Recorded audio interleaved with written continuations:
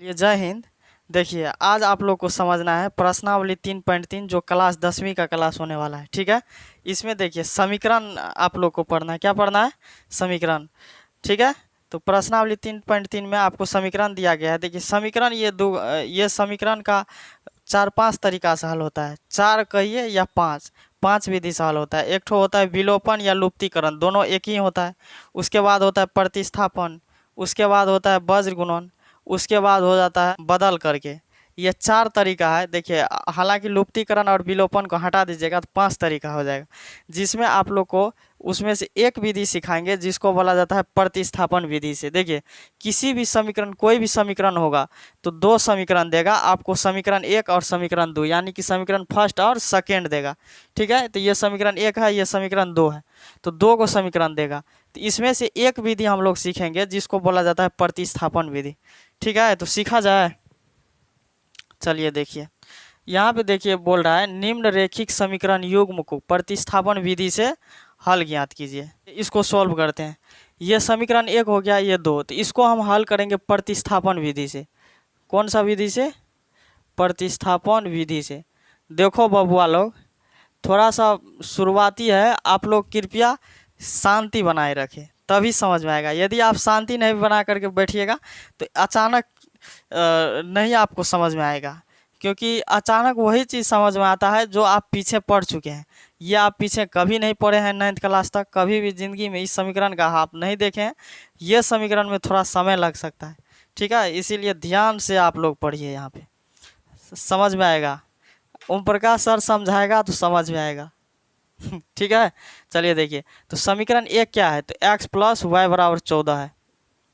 सबसे पहले देखिए प्रतिस्थापन विधि से हल कर रहे हैं तो यहाँ पे लिख दिए एक समीकरण है x + y = 14। ठीक है, तो अब देखिए यहाँ से x का मान निकालिए तो कितना आदमी निकाल सकते हैं? x का मान कितना लोग निकाल सकते हैं बताइए? x का यदि आप मान निकालिएगा तो ये 14 तो 14 रह ही जाएगा, प्लस में जो y है उस साइड जाएगा तो माइनस में y हो जाएगा। ठीक है, इतना यदि आप मान निकाल रहे हैं तो आप लोग बहुत बेहतर हैं, बहुत बेहतर, बहुत बढ़िया जानते हैं आप लोग। ठीक है, ये देखिए 1 है, ये 2 है, तो अब समीकरण कितना हो जाएगा? 3 हो जाएगा। समीकरण कितना हो गया? 3 हो गया। ठीक है, देखिए समीकरण 1 तो था ही, समीकरण 2 भी था, अब समीकरण कितना हो गया? 3 हो गया। अब देखिए इस 3 का मान समीकरण 1 से तो निकला है 3, मतलब एक समीकरण से जो निकाले हैं उसका मान 3 समीकरण माने हैं। तो अब रखेंगे इसी 3 का मान इस 2 में। देखिए आपको मालूम करना होगा एगो मान का x, एगो मान y, 2 को मान निकालना पड़ेगा, क्योंकि यहाँ पे सवाल है x और y में। तो एगो आपको निकालना पड़ेगा x, एगो निकालना पड़ेगा y। ठीक है, तो x y में जब ये निकालना पड़ेगा तो आपको ये क्या कहते हैं मान रखना पड़ेगा, किसमें? समीकरण 2 में। तो देखिए यहाँ पे लिख देते हैं समीकरण 3 का मान, समीकरण 3 का मान समीकरण 2 में रखने पर, यहाँ पे क्या लिखेंगे? समीकरण 3 का मान समीकरण 2 में रखने पर, 2 में रखने पर। ठीक है, अब देखिए समीकरण 3 का मान किस में रखेंगे? 2 में। तो 2 समीकरण क्या है? x - y = 4। यहाँ तक समझ में आ रहा है? यदि x का मान निकाल रहे हैं तो आप लोग बहुत बेहतर हैं। ठीक है, तो x देखिए x - y बराबर कितना है? 4। तो समीकरण 2 ये मान हो गया, तो इसमें किसका मान रखेंगे? 3 का। तो 3 में देखिए x का मान निकला है, किसका निकला है? x का। तो इसको भी हम x के जगह पर रखेंगे, किसके जगह पे? x के। तो 3 में क्या निकला है? 14 - y, तो यहाँ पर रख देंगे 14 - y, क्योंकि x का मान है यहाँ पे, तो यहाँ पे भी x का मान, ये -y है तो -y = 4। अब देखिए ये छोटका बचवा क्लास में तीसरा चौथा में सिखाता है मास्टर साहब x का मान निकालो, y का मान निकालो, तो यही आपको मान निकालना है। ठीक है, ये छोटा सवाल की श्रेणी में आप गया। अब देखिए अब ये भी बताए थे जो एक जाति का होगा उसको इस साइड, जो बिना एक्स वाई वाला का, बिना जाति का होगा उसको उस साइड भेज देना है। बिना जाति वाला एक्स वाई मतलब चर राशि मतलब आदिवासी आदिवासी वाला सबको उस साइड, जिसमें जाति लगा है उसको इस साइड। हालांकि जाति विवाद नहीं करना चाहिए। ठीक है, एक्स वाई वाला यही है, तो ये हो गया आपको वाई वाला। तो 2 गो वाई है, एगो ये वाई एगो ये वाई, 2 गो वाई है तो 2 वाई बराबर, ये 4 है तो 4, ये प्लस में 14, इसको इस साइड भेजिएगा तो माइनस को 14 हो जाएगा। देखिए जब ये बराबर का चिन्ह को टपता है तो ये बराबर का चिन्ह एगो बॉर्डर का काम करता है। चिन्ह जब बराबर उस साइड गया तो यदि इस साइड प्लस में है, उस साइड जाएगा तो माइनस में होगा। अब देखिए ये माइनस का 2 है, यहाँ 14 था प्लस में तो उस साइड गया माइनस में, ये माइनस का 2 है बराबर 14 में से 4 घटेगा 10, क्योंकि एगो चिन्ह प्लस में एगो चिन्ह माइनस में रहेगा तो घट जाता है। और जो बड़ा होता है दोनों में, उसके पीछे में जो चिन्ह रहता है वही लग जाता है। ये देखिए 4 और 14 में कौन बड़ा है? 14 के पीछे में कौन चिन्ह है? माइनस, तो यहाँ पे भी क्या होगा? माइनस। अब देखिए बबुआ, ई भी माइनस है, ई भी माइनस है, माइनस से माइनस क्या हो जाएगा? कैंसिल हो जाएगा। ठीक है, क्योंकि इस साइड भी माइनस है, इस साइड भी माइनस है तो कट जाएगा। इसका भी मान देखिए y बराबर 10/2। ये जब गुना में रहेगा तो किस में आएगा? भागा में। तो 10/2, तो y का मान कितना आएगा? 5। तो y का मान यहाँ पे कितना आ गया? 5 आ गया। यहाँ तक किसी को कोई दिक्कत? यहाँ तक किसी कोई दिक्कत? जो ध्यान से देख रहे होंगे उसको कोई दिक्कत नहीं होगा। ठीक है, बेहतर ढंग से आप लोग किसी भी चीज़ को पढ़ते हैं तो बढ़िया से पढ़िए। ठीक है, और मेहनत कीजिए और 450 पार कीजिए। मेरे साथ रहिए और बेहतर आप लोग भी खूब स्टडी कीजिए। 400 पार, 450 पार हो जाएगा यहाँ पे। ठीक है ना, 4 से कम तो पार हो ही जाएगा जब मेहनत कीजिएगा तो। ठीक है, नहीं तो दिक्कत हो जाएगा। कहा जाता है ना कि मैट्रिक कुछ तो खास है तुझमें, वरना लाखों स्टूडेंट हर साल तेरे प्यार में पागल नहीं होता है। समझा गया कि नहीं? तो इसीलिए लाखों स्टूडेंट के भीड़ में वही आगे बढ़ सकता है जो बेहतर तैयारी करता है। समझ आया ना? इसीलिए ध्यान से पढ़िए। y का मान कितना आ गया? 5 आ गया। देखिए अब y का मान जब आ गया तो अब किसका मान निकालना पड़ेगा? x का, क्योंकि एक मान आ गया है। तो अब किस में रखिएगा तो निकल जाएगा। देखिए आप चाहे 3 में रखिए, चाहे 1 में रखिए, चाहे 2 में रखिए, कहीं पे भी आप मान रख दीजिएगा तो आपको x का मान आ जाएगा। लेकिन आपका विचार कहाँ है? विचार आपके हिसाब से हम रख देते हैं 3 में। किस में रख देंगे? 3 में। समीकरण 3 में दिखाई दे रहा है। 3 में y का मान रखने पर, y का मान रखने पर, ठीक है। देखिए तो आपका समीकरण 3 क्या है? x बराबर 14 माइनस y। कितना है? x बराबर 14 माइनस y। ठीक है, अब देखिए यहाँ पे मान जो निकल करके आया है उसको रख दीजिए। क्या करना है? उसको रख दीजिए यहाँ पे। तो x बराबर देखिए ये 14 है तो इसको चुपचाप 14 का 14 लिख देंगे। ठीक है, अब देखिए y का मान यहाँ पे कितना निकल करके आया है? 5 निकल करके आया है। यहाँ पे 5 निकल करके आया तो x का मान कितना होगा? 14 में से 5 गया 9। यहाँ तक किसी कोई दिक्कत? देखिए बढ़िया से देखे होंगे तो कोई दिक्कत नहीं हुआ होगा। चलिए आप लोग स्क्रीनशॉट ले लीजिए। चलिए अब सवाल नंबर 2 को देखिए। अब इसको देखिए किस विधि से हल करना है? प्रतिस्थापन विधि से। तो इसको लिख दीजिए प्रतिस्थापन विधि से। कौन विधि से? जिस विधि से आपको हल करना है वो विधि का यहाँ पे नाम लिख देता है तो सही रहता है। कौन विधि से हल करना है? प्रतिस्थापन विधि से। दिखाई दे रहा है ना? ठीक से, ठीक है, प्रतिस्थापन विधि से। देखिए सबसे पहले कौन समीकरण लेना पड़ता है? तो एक वाला लेना पड़ता है। तो एक का क्या है? s माइनस टी बराबर 3। तो यहाँ से s का मान निकालिएगा तो कितना होगा? 3 प्लस टी। ठीक है, समीकरण 1 है, ये है, 2 है, ये है, तो इसको कितना मानना पड़ेगा? समीकरण 3। देखिए जब ये समीकरण 3 होता है, 1 है, 2 है, समीकरण जब 3 हो जाता है तो उसके बाद समीकरण 3 का मान समीकरण 2 में रखना पड़ता है। किस में? 2 में रखना पड़ता है, क्योंकि 1 से आप मान निकाले, यही मान किस में रखना पड़ेगा? 2 वाला में। तो 2 वाला समीकरण देखिए अभी ये बटम है। किस में है? बटम है। तो यहाँ पे आप मान रखिएगा तो बहुत लंबा चौड़ा भिन्न जोड़ करना पड़ेगा, इसीलिए इसको एक लाइन में कर लीजिए। ठीक है, देखिए कितना है? समीकरण 2 देखिए क्या है? s/3 प्लस t/2 बराबर 6। ठीक है, इसको भिन्न जोड़ कीजिए। साधारण सा है, जिस तरह से आप साधारण भिन्न जोड़ करते हैं ठीक उसी प्रकार से यहाँ पे भी भिन्न जोड़ करना है।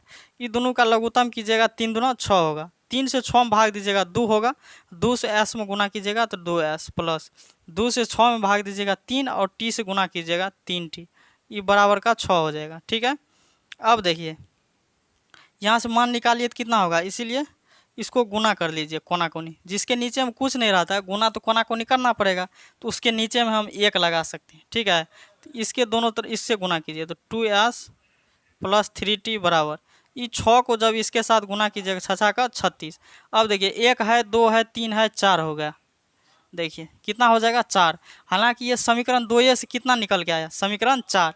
तो अब देखिए समीकरण 3 का मान 2 में रखना चाहिए, तो 2 का समीकरण मतलब कितना बन गया, 2 समीकरण 4। तो अब समीकरण 3 का मान किस में रखिएगा, 4 में। यहाँ लिख दीजिए समीकरण 3 का मान, 3 का मान समीकरण 4 में रखने पर, ठीक है, 4 में रखने पर देखिए यहाँ पे समीकरण आप 3 का मान किस में रखिएगा, 4 में। तो 4 वाला यहाँ लिख लीजिए 2s + 3t = 36, ठीक है, 2s + 3t = 36, ठीक है। तो यहाँ पे देखिए मान रख दीजिए s के जगह पे, s का मान कितना है 3 + t, 2 × 3 + t, कोष्टबंध ई प्लस का 3t है बराबर 36। यहाँ तक किसी कोई दिक्कत, s का मान कितना लिख दिए 3 + t रख दिए, ठीक है। तो अब देखिए इसको गुना कर लीजिए, 2 से गुना करिए, इसमें 3 से 2 कीजिएगा 6 और 2 से t में गुना कीजिएगा 2t + 3t = 36, ठीक है। अब देखिए अब ये दोनों को जोड़िएगा, t वाला को जोड़िएगा, 3 × 2 = 5t बराबर 6 को उस साइड भेजिए, ये प्लस में है तो इस साइड आने के बाद किस में होगा, माइनस में। 5t = 36 में 6 गया 30 बच जाएगा, ठीक है। t का मान निकालिए, 30 ऊपर चला जाएगा क्योंकि ये दोनों गुना में है, तो गुना में है तो किस में आएगा, भाग में। तो 30/5 ये कट जाएगा, 6 होगा। t का मान कितना हो जाएगा, 6 हो जाएगा, ठीक है। यहाँ तक किसी कोई दिक्कत। देखिए अब t का मान 6 निकल करके आया किससे, 2 समीकरण या 4 समीकरण से, 2 या 4 से, क्योंकि 2a का मान की 2a समीकरण से 4 निकला है, तो 2 या 4 से निकल गया 6। तो अब यही 6 समीकरण 1 में रख दीजिए। देखिए t का मान समीकरण दिखाई देगा ना, t का मान समीकरण 1 में रखने पर,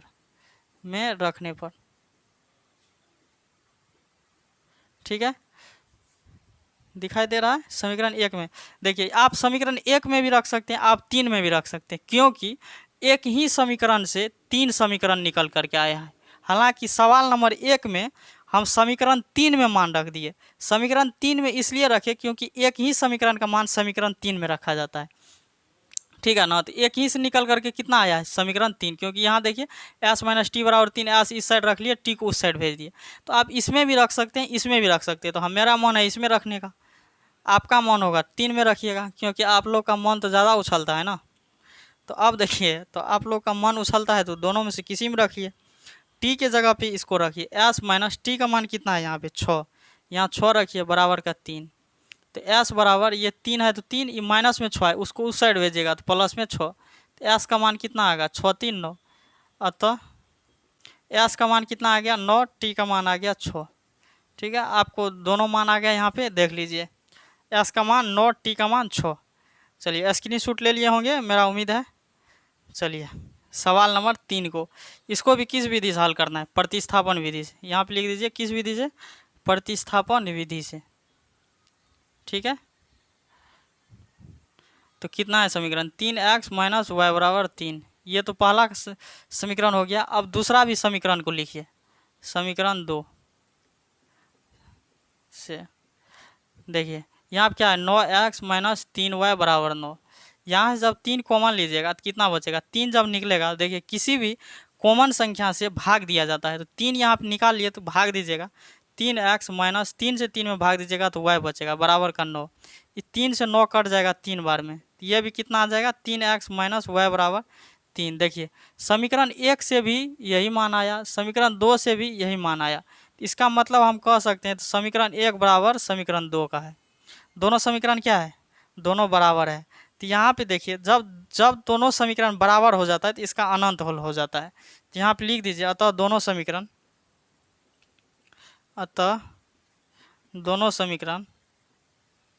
बराबर है,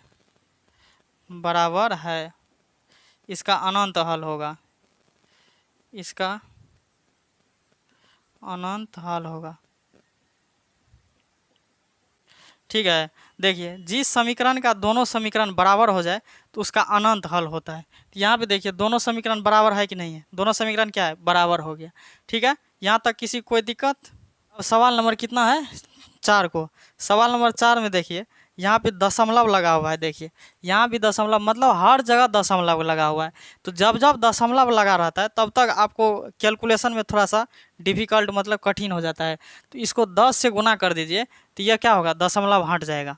ऊपर नीचे कितना से गुना कीजिए, 10 से। तो यहाँ लिख दीजिए समीकरण 1 में, समीकरण 1 एवं 2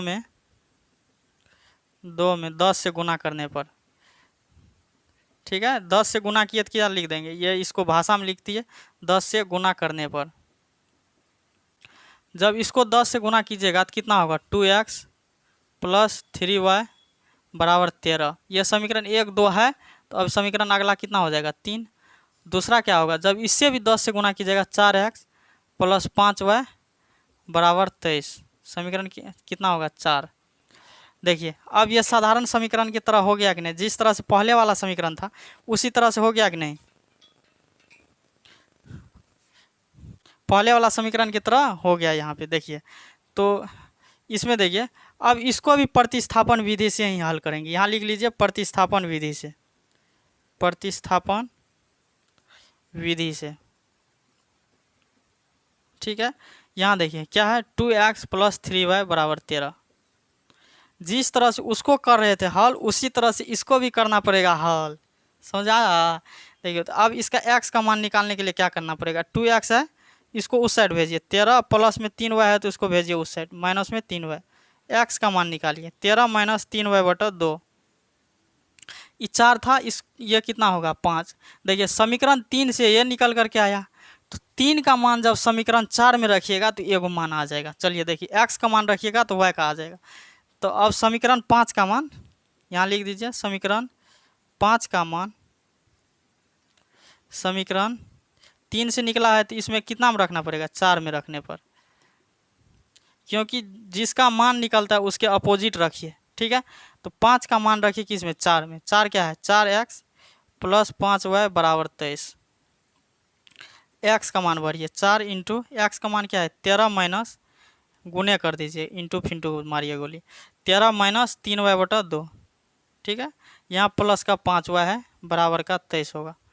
यहाँ तक किसी कोई दिक्कत, ये 2 से 4 कट जाएगा 2 बार में, कितना होगा, 13 दूना, ये 2 से गुना कीजिए, 13 दूना 26 माइनस 3 दूना 6y प्लस 5y बराबर का होगा 23। देखिए एगो मान माइनस में है, एगो मान प्लस में है, दोनों y वाला जुट जोड़ घटा हो सकता है क्योंकि दोनों सेम है y वाला। तो अब देखिए एगो प्लस में है, एगो माइनस में है, जब ये प्लस माइनस में चिन्ह रहता है तो घटता है, तो 6 में से 5 घटेगा तो 1 बचेगा, तो y बच जाएगा, क्योंकि हमेशा ABCD के चर राशि में y 1 छुपा रहता है। तो ये कितना हो गया, 1 y बचेगा, तो इसके में y 1 छुपा ही रहता है। तो 6 बड़ा की 5, तो 6 बड़ा 6 के पीछा क्या है, माइनस, तो माइनस, ठीक है। 23 माइनस, ये प्लस में है इस साइड, इसको इस साइड भेजिएगा तो प्लस माइनस में हो जाएगा 26। तो माइनस का y बराबर 26 में से फिर 23 घटेगा तो कितना बचेगा, 3, क्योंकि एगो प्लस में एगो माइनस में है, तो बच जाएगा क्या, माइनस, माइनस से माइनस कट जाएगा, y का मान कितना आ जाएगा, 3, ठीक है। y का मान कितना आ गया, 3। अब यहाँ पे जगह नहीं बचा है, आप लोग हालांकि नीचे से करिएगा, हम ऊपर में यहाँ कर देते हैं, यहाँ कर दे। देखिए किस समीकरण से आया, समीकरण 4 से मान आया, तो अब इसी मान को जब समीकरण 3 में रख देंगे तो आपको x का मान आ जाएगा। तो यहाँ लिख दीजिए y का मान समीकरण 3 में रखने पर, y का मान समीकरण 3 में रखने पर, y का मान समीकरण 3 में रखने पर, वहाँ पे देखिए नहीं जो कट गया वहाँ पे लिखा है y का मान समीकरण 3 में रखने पर, यहाँ पे लिखा है रखने पर, वो हालांकि कट गया, ठीक है। तो समीकरण 3 कितना है, या समीकरण 5 रख दीजिए, यहाँ पे आसान होगा, इसमें आसान होगा, तो इसमें रख दीजिए समीकरण कितना में, 5 में। आप कहीं से भी रख सकते हैं, या तो 3 में रखिए 5 से, क्योंकि 3 समीकरण का मान यहाँ निकला है, ठीक है। तो 5 में रख दीजिए, तो x बराबर क्या है, 13 माइनस 3y बटा 2। तो y का मान कितना है, 3, तो 13 माइनस 3 और y का मान 3 है, तो गुना में 3 बराबर 2। यहाँ देखिए 13 और 3 से 3 में गुना कीजिएगा, 9 बराबर 2, तो 13 में से 9 घटेगा 4 बटा 2, तो कितना आएगा, x का मान कितना आ गया, 2। तो यहाँ पे हम लिख सकते हैं अतः x बराबर 2 y बराबर 3, ठीक है। यहाँ तक किसी कोई दिक्कत? देखिए, और नेक्स्ट सवाल जो है आप अपना खुद से भी कैलकुलेशन करने की कोशिश कीजिएगा, क्योंकि इसी टाइप से है। हालांकि हम अगला वीडियो में बता ही देंगे, लेकिन खुद से भी प्रैक्टिस कीजिए, खुद से भी बनाने का प्रयास कीजिएगा और बेहतर आप लोग को समझ में आएगा। ठीक है, जिसको नहीं समझ में आए कांटेक्ट कर सकते हैं या कॉल कर सकते हैं। यहाँ तक कोई दिक्कत? चलिए, ये उम्मीद है कि आप लोगों ने यहाँ तक खूब बेहतर ढंग से समझ गए होंगे। अब हम सब मिलेंगे नेक्स्ट वीडियो में, तब तक के लिए सब लोगों को जय हिंद।